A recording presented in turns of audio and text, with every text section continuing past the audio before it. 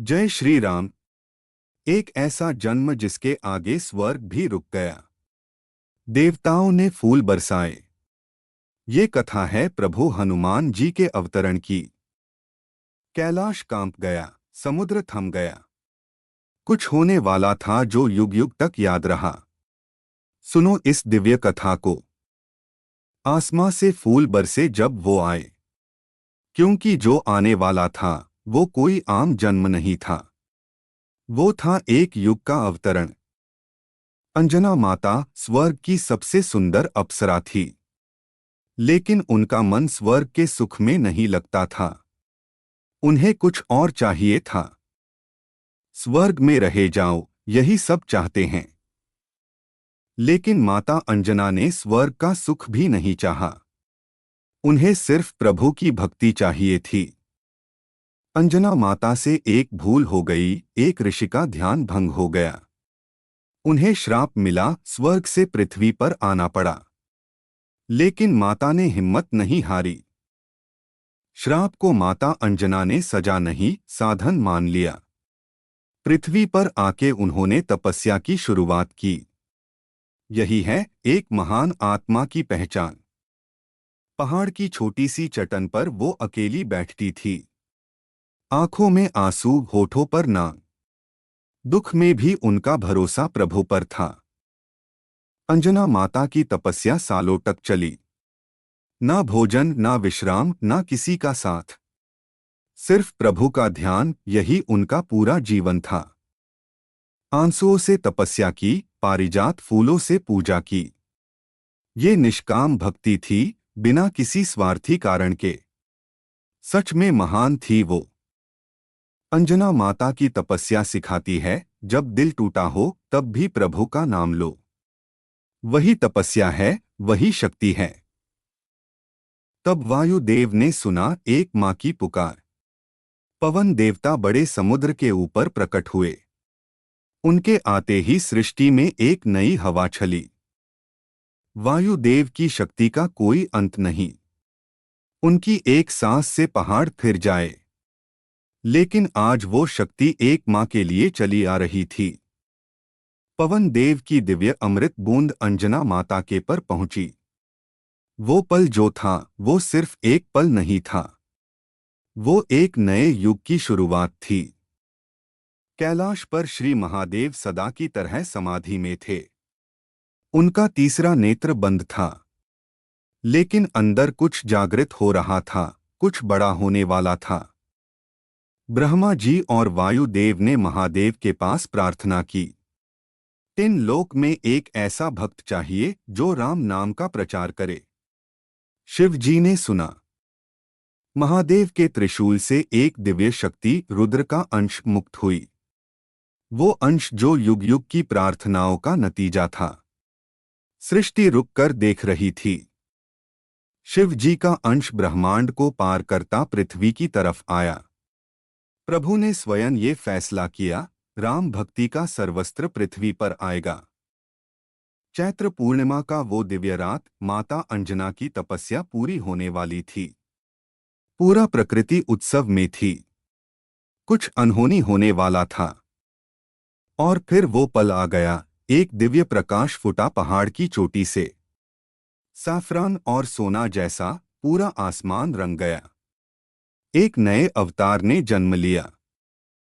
अंजना माता की आंखों में आंसू थे, लेकिन अब खुशी के।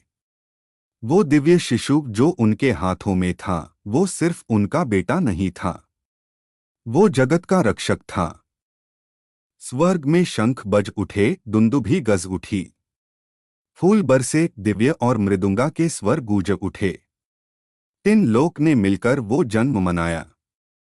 पहली बार वो आंखें खुली, अंबर और सोना। उस नजर में कोई भय नहीं था। उस नजर में था राम नाम का अमर प्रकाश। जय हो। छोटा सा हनुमान जी ने ऊपर आसमान में कुछ चमकता देखा।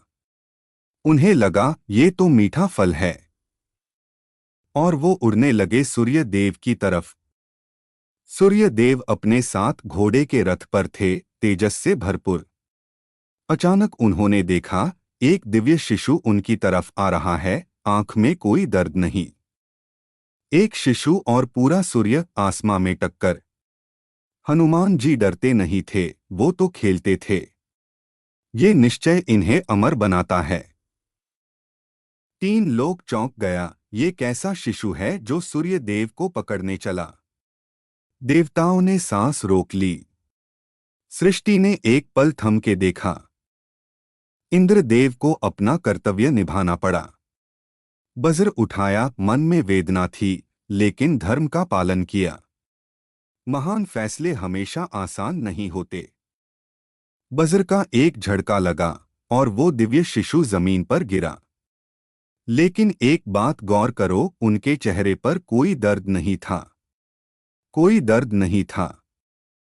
थोड़ी सी चोट आई हनु पर और दुनिया ने नाम दिया हनुमान। उस एक चोट ने एक अमर नाम दिया। तकलीफ भी वरदान बन सकती है। वायुदेव एक पिता की तरह आग बन गए। पूरी सृष्टि की सांस रोक दी। कोई भी अपने बच्चों पर चोट बर्दाश्त नहीं कर सकता। पूरी सृष्टि रुक गई, दरख्त नहीं हिला, नदी नहीं बही। जब एक पिता की वेदना सृष्टि से बड़ी हो जाए, तब यही होता है। यही शक्ति है।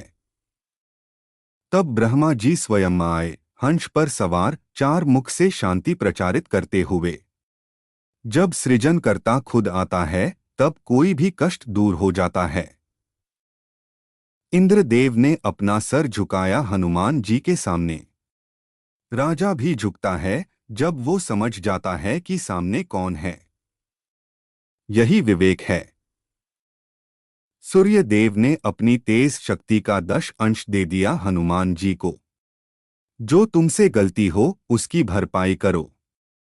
सूर्यदेव ने यही दिया, तेजस और ज्ञान।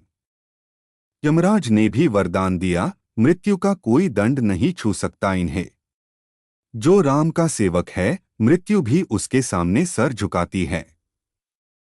विश्वकर्मा ने दिव्य कवच दिया, कोई भी अस्त्र शस्त्र इन्हें खत्म नहीं कर सकता। प्रभु के भक्तों की रक्षा के लिए प्रभु खुद व्यवस्था करते हैं। पूरे देवलोक ने एक शिशु के सामने सर झुकाया। ये कोई आम दर्शन नहीं था। ये प्रमाण था, भक्ति की कोई सीमा नहीं होती। जय हो।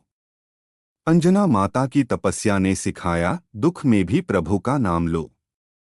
वो अकेली थी, टूट चुकी थी, फिर भी हारी नहीं। तब प्रभु आए। आज के इंसान को भी यही सीखना है, जब जिंदगी मुश्किल लगे तब भागो मत। रुको, प्रभु को पुकारो। वो जरूर आते हैं, हमेशा आते हैं। हनुमान जी कभी डरे नहीं, ना सूर्य से, ना इंद्र के बज्र से। ये आत्मविश्वास, जब प्रभु साथ हूं तब कोई डर नहीं। यही जीने का ढंग है। हनुमान जी का ये एक नजर, वो आज भी आपको देख रहे हैं। वो आज भी हाजिर है। उनका नाम लो, वो आ जाते हैं। हर मंगलवार उनका दिन है। मंदिर में दिया जलाओ, नाम लो। एक छोटी सी भक्ति और वो पूरी जिंदगी बदल देते हैं। जय हनुमान जी। कमेंट में जय बजरंगबली लिखो और ये कथा अपने एक प्रिय को भेजो। एक शेयर से किसी की भी जिंदगी में प्रभु का प्रकाश आ सकता है। जय सिया राम। जय बजरंगबली। अगले मंगलवार मिलेंगे हनुमान जी की और गहरी कथा लेकर। तब तक प्रभु का नाम लेते रहना।